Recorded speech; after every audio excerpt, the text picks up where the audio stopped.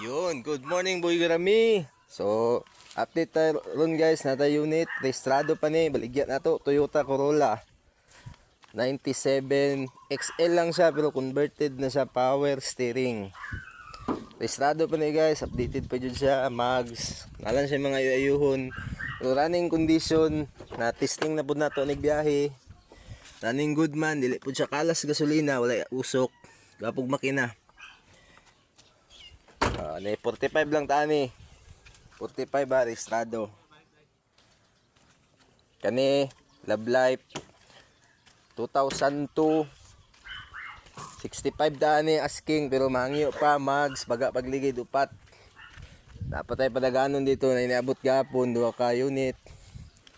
Pero napay problema gamay ni. Pwede man pud ni inyong hangyoon kani starter problema ni. Itong isa natambay lang ato lang nang tuan kay palyado yung andar. Ito pang ilimpyuhan ng carb, gwapo pug mags ni.